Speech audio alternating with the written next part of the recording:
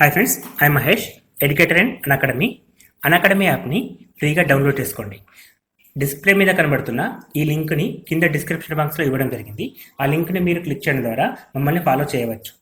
And మేము arithmetics and reasoning నుంచి ప్రతి టాపిక్ పైన షార్ట్కట్స్తో కూడిన ట్రిక్స్ని అప్లోడ్ చేయడం జరుగుతుంది. మా ఛానల్ యొక్క అప్డేట్స్ని పొందాలనుకుంటే సబ్స్క్రైబ్ బటన్ పైన క్లిక్ చేయండి, పక్కనున్న బెల్ ఐకాన్ పైన క్లిక్ చేయండి. హాయ్ ఫ్రెండ్స్, వెల్కమ్ టు మన Vidya. Jobs in RTC junior assistant పోస్టులు అండి.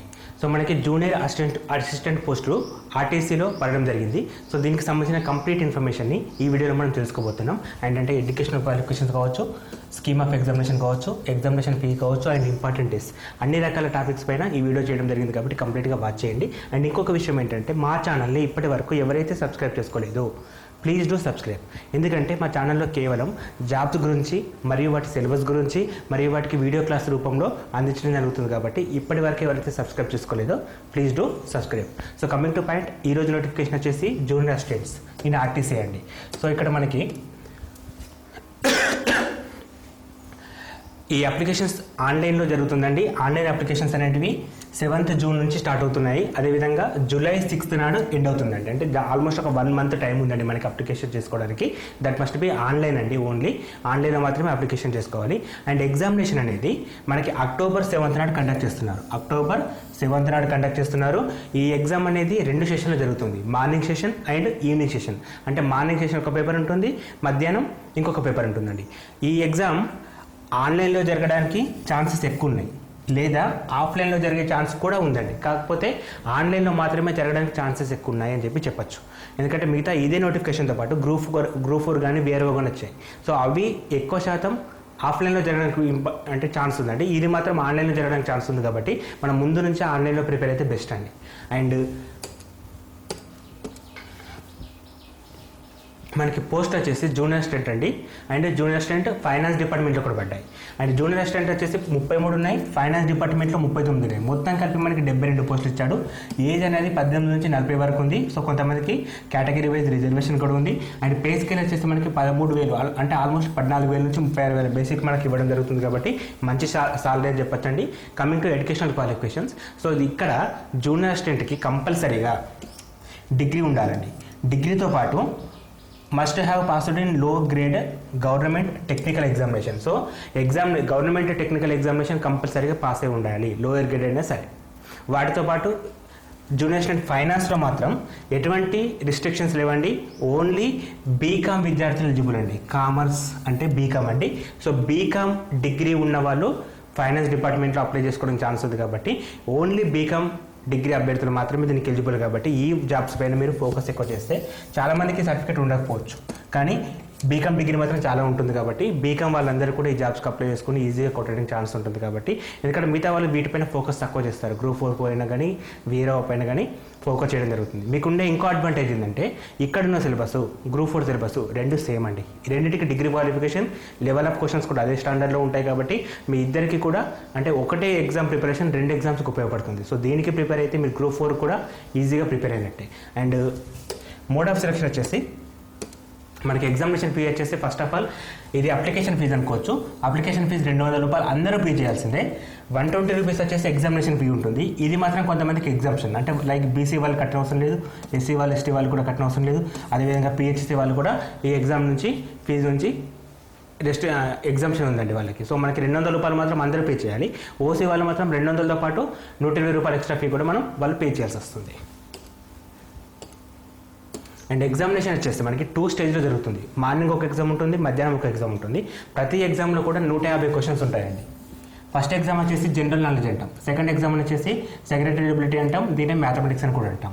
సో ఫస్ట్ ఎగ్జామ్లో 150 క్వశ్చన్స్కి మనకి 150 నిమిషాలు అంటే 2.5 గంటల టైం ఉంటుందండి. అదేవిధంగా మార్కులు వచ్చేసి 150 మార్కులు ఉంటాయి.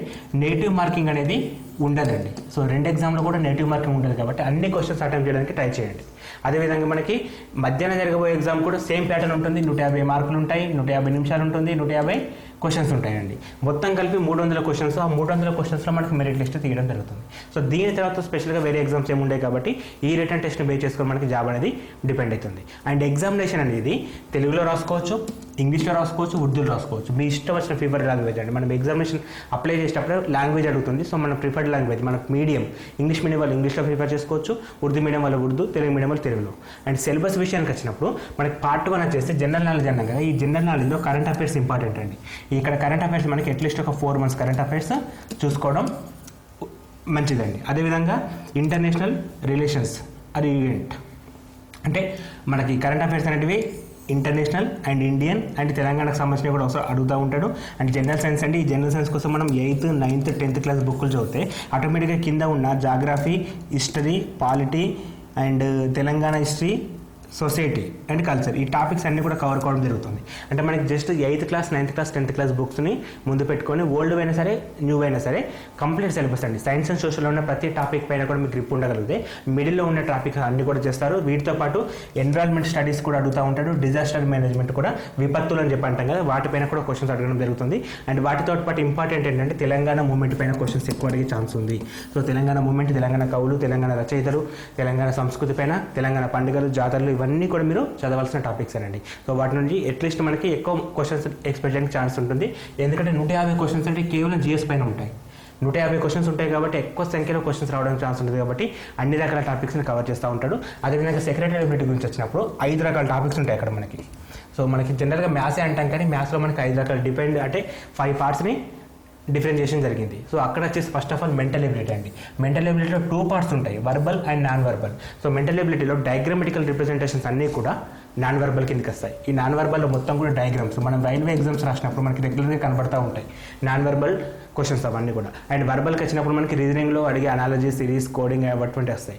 లాజికల్ రీజనింగ్ వేరండి. మళ్ళీ లాజికల్ రీజనింగ్ వచ్చినప్పుడు మనకి పజిల్స్ కానీ లేకపోతే స్టేట్మెంట్ అజంప్షన్స్ కానీ అటువంటి క్వశ్చన్స్ అన్నీ కూడా లాజికల్ రీజనింగ్ కిందకి వస్తాయి. రీడింగ్ కంప్రెషన్ వచ్చేసి తెలుగు వాళ్ళకి తెలుగులో ఉంటుంది, ఇంగ్లీష్ వాళ్ళకి ఇంగ్లీష్లో ఉంటుంది, ఉర్దూ వాళ్ళకి ఉర్దూలో ఉంటుంది.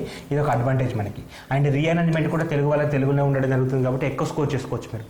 కాంప్రిహెన్షన్లో అండ్ అరేంజ్మెంట్లో ఎక్కువ స్కోర్ చేయొచ్చు. అదేవిధంగా numerical and arithmetical ability. Numerical ability వచ్చేసి మనకి ప్యూర్ మ్యాథ్స్కి సంబంధించిన టాపిక్స్ ఉంటాయి. లైక్ త్రికోణమితి కానివ్వండి, లేకపోతే మాత్రికలు, సాంఖ్యక శాస్త్రం, శ్రేణులు, ప్రమేయాలు, సమితులు, సంబంధాలు అటువంటి టాపిక్స్ కూడా న్యూమరికల్ కిందకి వస్తాయి. సంఖ్యావాదం అవన్నీ కూడా. అండ్ అర్థమెటికల్ వచ్చేసి మనకి time and work, time and distance, percentages, profit and loss, simple and compound interest అటువంటి టాపిక్స్ అని కూడా మనకు అర్థమెటికల్ ఎబిలిటీస్ కిందకి వస్తాయి. సో ఇక్కడ మెన్షన్ చేసిన ప్రతి టాపిక్లో మనం except reading comprehension and rearrangement ఇవి కాకుండా ఈ 3 పైన మేము వీడియో చేస్తూ ఉంటామండి. రెగ్యులర్గా మా ఛానల్లో అర్థమెటిక్స్, రీజనింగ్ పైన వీడియోస్ అప్లోడ్ చేస్తూ ఉంటాం కాబట్టి మీరు మా ఛానల్ని వాట్సాప్ చేయడం ద్వారా రెగ్యులర్గా వాట్సాప్ చేయాలి అంటే సబ్స్క్రైబ్ చేసుకుంటారు అనుకోండి. ఆటోమేటిక్గా నోటిఫికేషన్ రూపంలో మేము పెట్టే వీడియో అనేది మీకు రావడం జరుగుతుంది. ఇక్కడ డిస్క్రిప్షన్ బాక్స్లో కింద కొన్ని లింక్స్ ఇచ్చామండి. ఆ వీడియోస్ చూడండి. అవి నచ్చితేనే మీ ఫ్రెండ్స్కి వీడియోస్ అనేవి కూడా ఫార్వర్డ్ చేయండి అండ్ సబ్స్క్రైబ్ చేసుకోండి. ఇక్కడ కంప్లీట్ సిలబస్ అండి. మీకు ఇంకా మిగతా మెటీరియల్ లైక్ ఇప్పుడు జిఎస్ పార్ట్ 1 ఉంది కదా, పార్ట్ 1కి సంబంధించిన మెటీరియల్ అనేది మీకు మన విద్యా.inలో ఫ్రీగా అప్లోడ్ చేసుకోవడానికి, డౌన్లోడ్ చేసుకోవడానికి ఛాన్స్ ఇస్తామండి. తెలుగు అండ్ ఇంగ్లీష్ 2 మీడియంలో కూడా పీడిఎఫ్స్ పెట్టడం జరిగింది. సో మీరు మెటీరియల్ని ఫ్రీగా డౌన్లోడ్ చేసుకోవచ్చు. ఇక్కడ వీడియోస్ రూపంలో మ్యాథ్స్ టాపిక్స్ మొత్తం వినొచ్చు. ఈ పార్ట్ 2 చాలా ఇంపార్టెంట్ అండ్ ఈజీ అండి. ఒక రకంగా చెప్తే కొంచెం ప్రిపేర్ అయితే 150కి అట్లీస్ట్ 140+ మార్క్స్ మీరు స్కోర్ చేసుకునే ఛాన్స్ ఉంటుంది. ఇక్కడ 140+ మార్క్స్ వచ్చేసి అక్కడ మినిమం స్కోర్ చేసుకున్నా కూడా మీకు జాబ్ అనేది కాన్ఫిడెంట్గా ఉంటుంది. ఎందుకంటే ఇక్కడ కాంపిటీషన్ ఒక రకంగా తక్కువ ఉంటుంది. ఇప్పుడు బీఎస్సీ వాళ్ళు not eligible for second type of post, దానికి కంపల్సరీ బీకామ్ వాళ్ళు మాత్రమే కావాలి కాబట్టి మీరు కొంచెం ఫోకస్ చేస్తే జాబ్ రావడానికి ఎక్కువ ఛాన్స్ ఉంది. కాబట్టి ఈ జాబ్స్ పైన ఎక్కువ ఇంట్రెస్ట్ చూపించండి. మీకు ఇంకా ఏమైనా డౌట్స్ ఉంటే కామెంట్ బాక్స్లో పోస్ట్ చేయండి, దానికి మేము రిప్లై ఇస్తాం. కాకపోతే సబ్స్క్రైబ్ మాత్రం తప్పకుండా చేసుకోండి. Thanks for watching. Thank you and all the best for your exam.